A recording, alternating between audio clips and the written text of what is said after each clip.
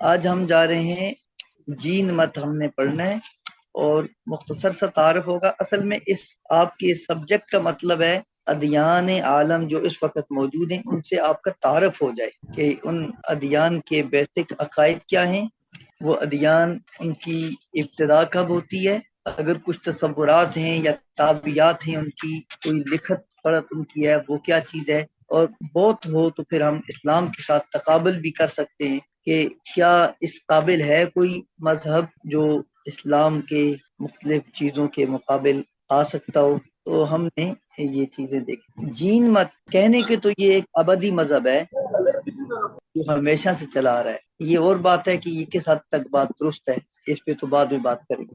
اور ہر دور میں اس کے مفکر یا مصلح پیدا ہوتے رہے، اور جو ان کے آخری تھنک ٹینک آپ کہہ لیں ان کو، یا مصلح کہہ لیں، مفکر کہہ لیں، تشریف لائے، ان کو کہتے ہیں تیر تھنکر، یعنی جو بھی ان کے مصلح ہوتے ہیں ان کو تیر تھنکر کہتے ہیں۔ اور جو ان کے آخری مصلح ہیں وہ 599 قبل مسیح میں تشریف لائے تھے۔ مشرقی ہندوستان کے دیشالی نامی ایک گاؤں میں پیدا ہوئے، وردھمان ان کا نام تھا۔ آپ نے والد جب ان کے فوت ہوئے تو ان کی عمر 30 سال تھی۔ اب ان کے ہاں سنیاسی بننا ایک بڑا کام ہندیوں کے ہاں، تو انہوں نے بھی پھر سنیاسی بننے کی کوشش کی، بڑی ریاستیں کی، اور ان ریاستوں کی وجہ سے یہ 70 پوشی سے بے نیاز ہو گئے۔ پھر آخر کار ان کو ایک اعلیٰ ترین جو مقام ہوتا ہے، جس طرح ہم نے نروان کہا تھا، یا اگر آپ اسلام میں دیکھیں تو معرفت الہی کا تصور ہے، تو ان کے ہاں بھی ایک معرفت کا ایک اعلیٰ ترین مقام ہے، کیولیا۔ آخر انہیں وہ مقام نصیب ہوا۔ پھر جب یہ مقام نصیب ہو گیا تو ان کا ایک بڑا لقب ہوا مہاویر، اور جین یہ ان کے لقب بن گئے۔ اس طرح یہ مشہور ہو گئے۔ بقیہ عمر ساری تبلیغ اور اصلاح کے لیے وقف کر دی۔ 11 ان کے شاگرد تھے۔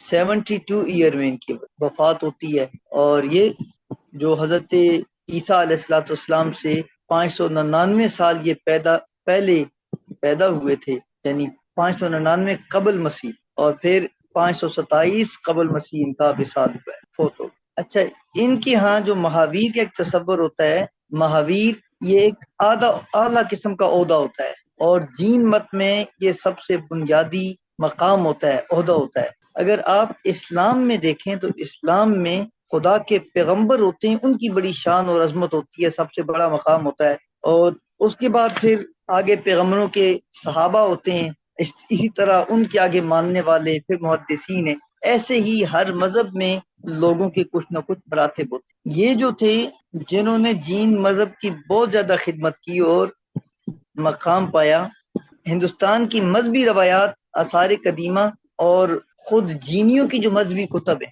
ان سے یہ لگتا ہے کہ صرف 30 تھنکر تھے۔ تھنکر آپ کہہ لیں وہ جو مصلح ہوتے ہیں، سوچ بچار کرنے والے ہوتے ہیں، مفکر کہہ لیں آپ ان کو۔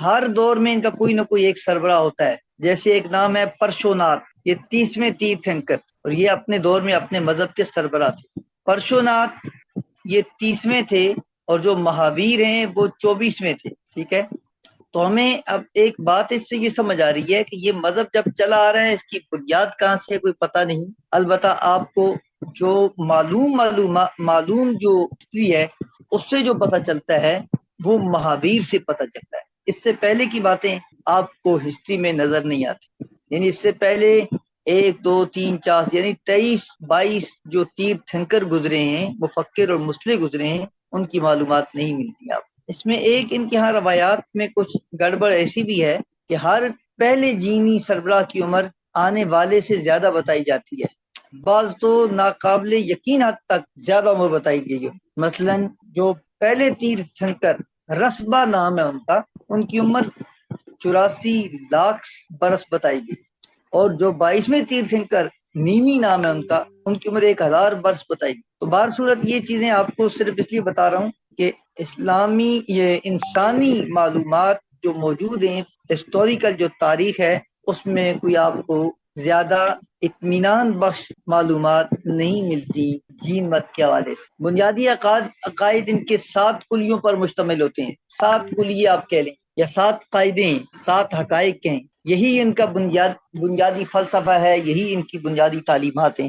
اور وہ کیا ہے جی؟ جیو یعنی روح ایک حقیقت ہے، اجیو غیر زی روح ایک ایسی حقیقت ہے جس کی ایک قسم مادہ ہے، اسرو روح میں مادہ کی ملاوٹ ہو جاتی ہے، بند روح میں مادہ کی ملاوٹ روح کو مادہ کی قیدی بنا دیتی، سموا روح میں مادہ کی ملاوٹ کو روکا جا سکتا ہے، آپ اس کو تزکیہ کہہ لیں۔ یہ اوپر ساری باتوں کو آپ ریلیٹ کر سکتے ہیں ان باتوں سے جو ہم سمجھتے ہیں، یہ ان کی زبان ہے، ہمارے ہاں بھی روح کی حقیقت ہے۔ غیر ذی روح ایک ایسی حقیقت ہے جس کی ایک قسم مادہ ہے، یقین ہے روح میں مادہ کی ملاوٹ ہو جاتی ہے، اور روح میں مادہ کی ملاوٹ روح کو مادہ کی قیدی بنا دیتی ہے، یعنی اگر روح انسانی پر مادہ حاوی ہو جائے، میٹیریلزم حاوی ہو جاتا ہے، وہ روح اس کی قید ہو جاتی ہے، یعنی اس کے مطابق عمل کرتی ہے۔ اگر روح کو آپ نفس انسانی کہہ دیں، ان النفس لامارۃ بالسوء، تو شاید سمجھنے میں تھوڑا سا آسانی ہو جائے گی۔ ایسی نرجرا روح میں موجود پہلے سے مادہ کو ظاہر کیا جا سکتا ہے، یہ وہی چیز ہے جس کو ہم نے کیا سمجھا تھا؟ تصفیہ۔ موکش روح کی مادہ سے مکمل علیحدگی کے بعد یہ مقام حاصل کیا جا سکتا ہے، یہ وہ نروان ہے یا حقیقت الہی یا عرفان الہی اعلیٰ مقام۔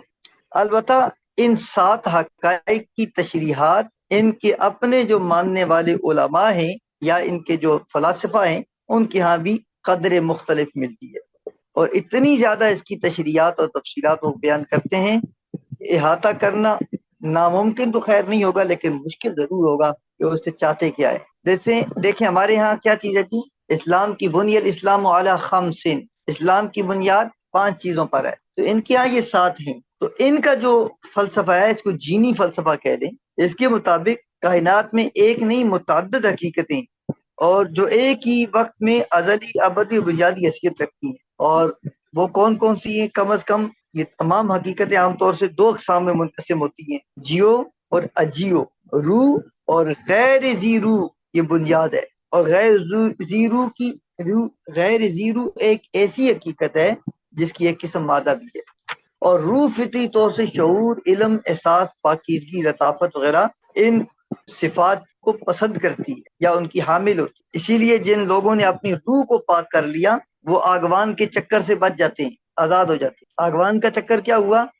ایک مرتبہ روح غلط ہوگی، گناہگار روح ہے، تو اگلی مرتبہ پھر اس کو آنا پڑے گا سزا کے طور پر۔ اگر زیادہ گناہگار ہے تو پھر اس کی شکلیں بدل جائیں گی، جیسا کہ ہندوؤں کا عقیدہ تھا۔ اور اگر روح پاک ہے، صاف ہے، تو پھر تمام فطری خصوصیات کا جلوہ گر ہوتی ہے، تو اس سے کیا ہوتا ہے؟ انسان کو نیروان حاصل ہو جاتا ہے، بقول اسلام یا بقول دیگر عرفان الہی نصیب ہو جاتا ہے، اور نجات مل جاتی ہے، ہدایت پا جاتی ہے۔ اس کو جینی کیا کہتے ہیں؟ موکش۔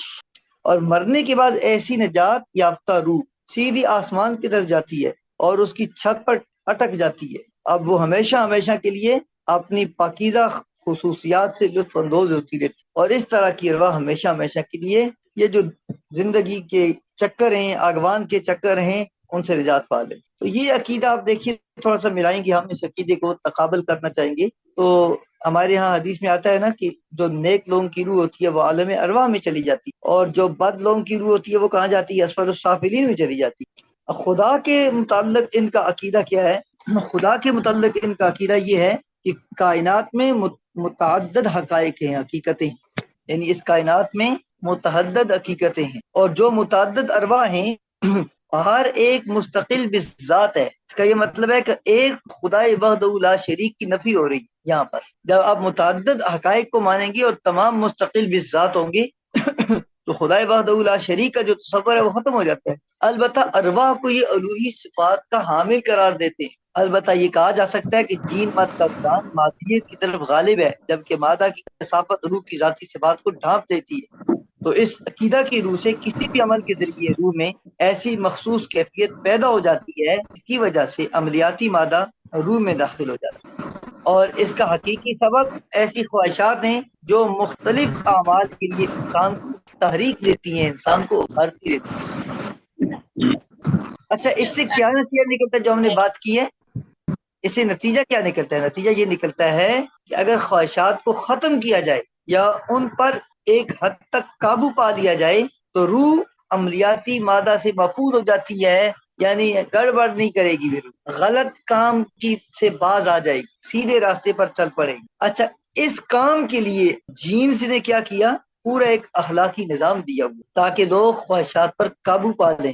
اس سے خواہشات پر قابو پانا آسان ہو جاتا ہے، اور اس نظام کو سمورا کہتے ہیں۔ کیا کہتے ہیں اس کو؟ سمورا، سین میم واؤ را الف رے الف۔ اچھا، اس سے یہ معلوم ہوتا ہے کہ ان کی پوری تعلیمات اور ساری کی ساری دوڑ، ان کی ساری کی ساری بحث مادہ اور روح کے ارد گرد گھومتی ہے، اور روح کو مادے سے محفوظ کرنا ان کی نزدیک بنیادی چیز ہے۔ لیکن خدا کے کی ذات پر سوچنا اور خدائی کا تصور، اس طرف ان کی توجہ نہیں جاتی۔ اگر اس کو ہم ایسے دیکھ لیں کہ اگر کوئی لوگ ایسے ہوں اسلام کے اندر بھی کہ جو صرف اور صرف رہبانیت کے پیچھے دوڑیں، خدائے وحدہ لا شریک کو چھوڑ دیں، سنیاسی بن جائیں اور بخشوں کی طرح جنگلوں میں پھرتے رہیں اور کہیں جی ہم تو نفس کشی کر رہے ہیں، تو پھر ہمیں یہ کہنا پڑے گا کہ صاحب اس نفس کشی کا تعلق اسلام کے ساتھ نہیں ہے، کیونکہ اسلام میں تو پہلے خدائے وحدہ لا شریک کی ذات ہے، پھر محمد رسول اللہ صلی اللہ علیہ وسلم کی ہستی ہے،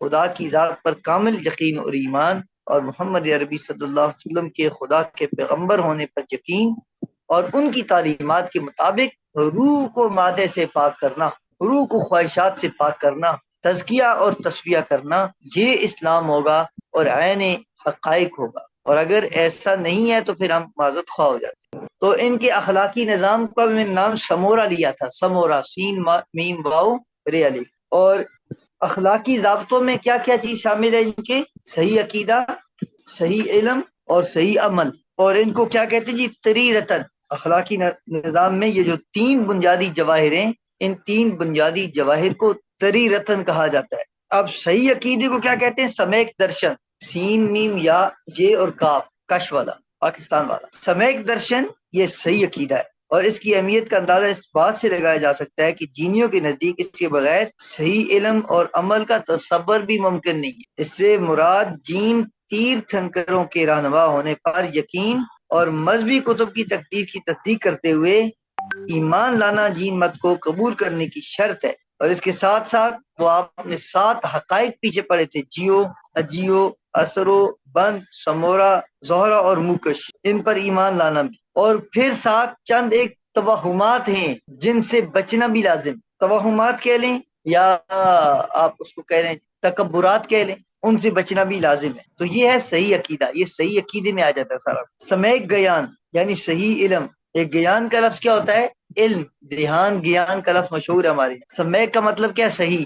سمیک گیان یعنی صحیح علم کا حاصل ہوتا ہے جب غلط علم، باطل علم ختم کر دیا جائے۔ ایک برتن کو آپ بالکل دھو دیں اور اس میں کوئی بھی چیز گندی نہ ہو، تو جیسے اس میں دودھ ڈالا جاتا ہے، اسی طرح ان کی نزدیک بھی جو صحیح علم ہے اس کے حصول کے لیے شرط یہ ہے کہ صحیح علم کہہ رہا ہوں، صحیح عقیدہ، اس کے لیے شرط کیا ہے کہ کچھ چیزوں پر وہ عمل کریں گے، 7 حقائق کو قبول کریں گے، 8 تکبرات سے بچیں گے، اور صحیح علم کے لیے ضروری یہ ہے کہ باطل علم کو ختم کیا جائے گا، زائل کیا جائے گا۔ اس کی 5 قسمیں، سمیک گیان کی 5 قسمیں: متی گیان، شرط گیان، اودی گیان، من پر یایا گیا اور کیوبیا گیا۔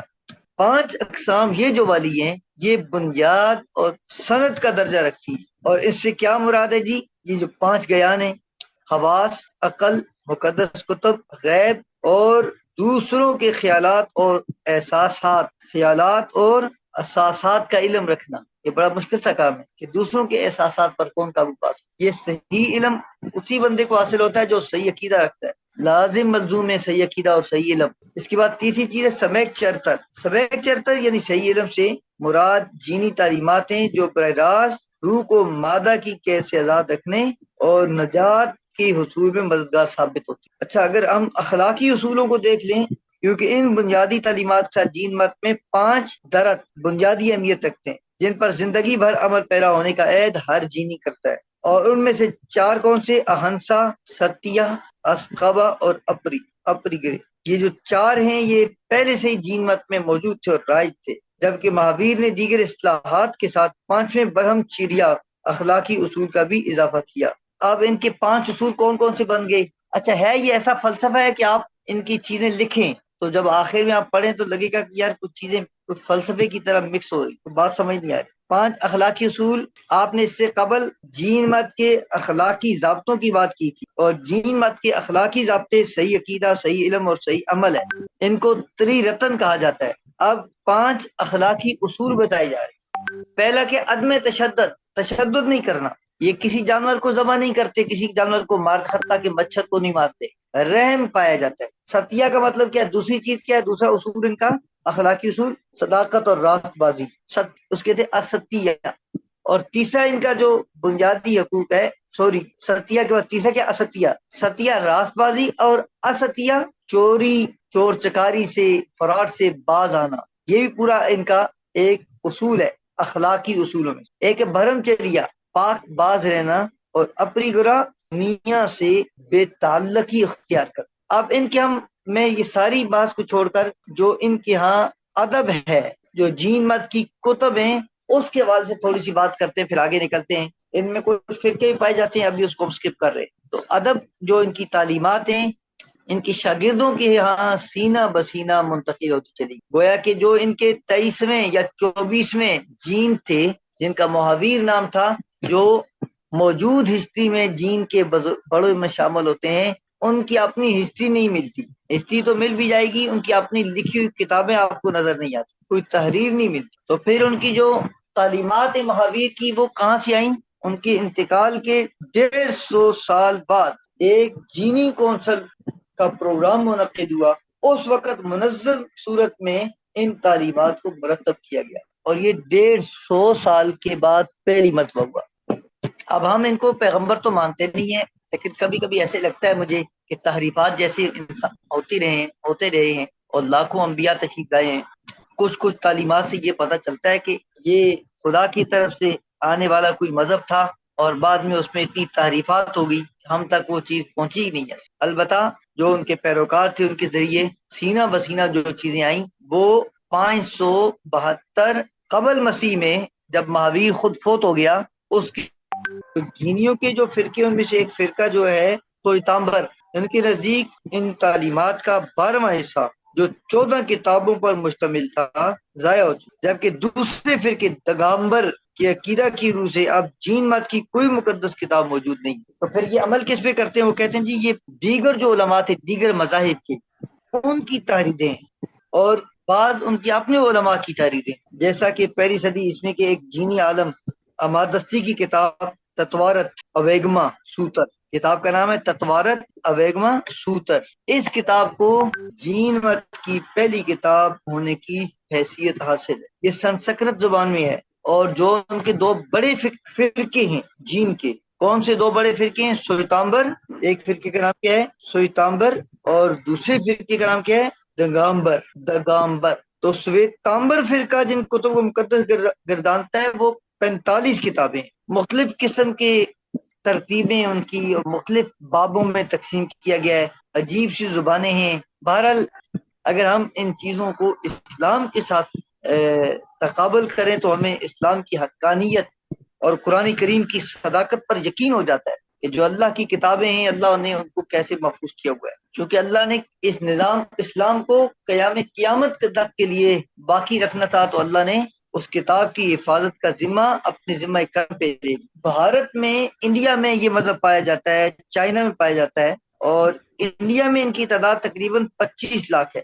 اور جو ان کے تیرتھنکر تھے یا تیرتھنکر، ان کے مندروں میں ان کی مورتیاں پڑی ہوتی ہیں، ان کی پوجا کی جاتی ہے۔ اچھا، اس میں کیا ہوتا ہے؟ تبلیغ بھی ہوتی ہے، اس میں فرقے بھی بنے ہوئے ہیں۔ پہلے یہ ہندوستان کے مگدھ شہر تک محدود تھے، مگدھ ایک ریاست ہے، اور ان کی حیثیت ایک مذہبی فرقے کی حیثیت تھی، اور صحیح معنوں میں اس کی تبلیغ کب شروع ہوئی؟ جب مہاویر آیا، جو کہ 24واں تیرتھنکر تھا، اور اسی کی محنت اور تبلیغ سے یہ مذہب مگدھ کی پڑوسی ریاستوں کے مغرب میں بنارس تک مقبولیت اختیار کر گئی، اور مہاویر کی انتقال کے بعد تبلیغ کا یہ سلسلہ جاری رہا، اس کی سرگرمیاں نیپال تک پہنچ گئی۔ دوسری صدی قبل مسیح میں اڑیسہ کے حکمران راجہ کھاردبل نے جین مذہب قبول کر کے اسے سرکاری سرپرستی سے نوازا، اور پھر راجہ اشوکا کے پوتے سمپراتی نے اپنے دادا کی طرح بدھ مت کی اشاعت کے انداز میں جین مت کی ترقی کے لیے بھرپور کوشش کی۔ آپ کو یاد ہوگا کہ بدھ مت کو ترقی اور عروج اس وقت ملا تھا جب راجا اشوک نے اس کو قبول کر کے سرکاری مذہب بنا دیا، اسی راجا کا جو اشوک ہے اس کا پوتا یہ جین مت کی ترقی کے لیے سرگرداں ہو گیا۔ اب ہم دیکھیں گے کہ جین کے اسلام کے آنے کے بعد اور جینیوں تک اسلام کی تعلیمات کے پہنچنے کے بعد ان کے اندر کیا تبدیلی آئی ہے۔ اچھا، جین مت اسلامی عقائد سے زیادہ متاثر ہوا کیونکہ ان کے ہاں حقائق اور اصل تعلیمات اسلام کی تعلیمات کے کچھ برابر تھی۔ تو دو بنیادی تبدیلیاں ہیں، ایک تو یہ کہ بت پرستی کی مخالفت کر، اگرچہ ان کے یہاں پہلے 24 تھنکروں کی مورتیاں ان کے مندروں میں پڑی ہوتی تھیں اور آج بھی موجود ہیں، لیکن انہوں نے پوجنا چھوڑ دیا اور بت پرستی کی مخالفت کرنا شروع کر۔ اور مذہبی کتب کی جو تقدیس ہے، ان کی مذہبی کتب میں اگر نام آپ لکھنا چاہتے ہیں تو تارن پنتھی، لونکا، اسانک، داسی، تیرا پنتھی، یہ فرقوں کے نام ہیں، اور کتابیں بھی ہر فرقہ انہی ناموں کے ساتھ اپنے پاس رکھے ہوئے ہیں۔ یہ لوگ اسلام کے نظام اخلاق سے متاثر ہوئے اور پھر جین مت میں ان تعلیمات کو انہوں نے عام کیا جو اسلام کی تعلیمات۔ یہ بہت بات کی بات کر رہا ہوں، آپ کو پتہ ہے کہ مہابیر 599 قبل مسیح پیدا ہوا اور رسول کریم صلی اللہ علیہ وسلم 570 عیسوی، عیسیٰ علیہ السلام کے 570 سال بعد آپ تشریف لائے۔ لیکن جب آپ تشریف لائے تو اسلام کی تعلیمات اور پیغمبر اسلام صلی اللہ علیہ وآلہ وسلم کی جو باتیں تھیں، جو کلیات تھے، جینیوں نے بہت زیادہ اثر قبول کیا۔ اس کو یہاں پہ ختم کرتے ہیں جین مت کے اس چیپٹر کو، کہ جین مت اسلام سے بھی متاثر ہوا ہے۔ انڈیا میں جو گجرات ہے، اور گجرات میں سنو گڑھ ایک اس جماعت کا مرکز ہے، سنو گڑھ میں، اور اس مرکز میں ایک جماعت ہے جس کا نام ہے ناجی پنتھ۔ اور یہ کرتے کیا ہیں، اس کو آپ کہہ لیں کہ ری فارمولیشن ہے یا ریکنسٹرکشن ہے۔ یہ پرانے اپنے ایک عالم تھے ان کے اچاریہ کنڈا، اس کی تعلیمات کو جدید شکل میں پیش کرتے ہیں اور اس جدید شکل میں اسلام کی تعلیمات کو سمو دیا۔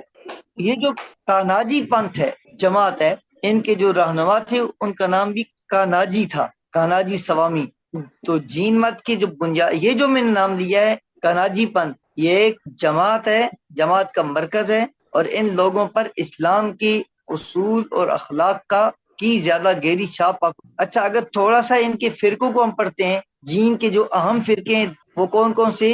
دگامبر اور سویتامبر۔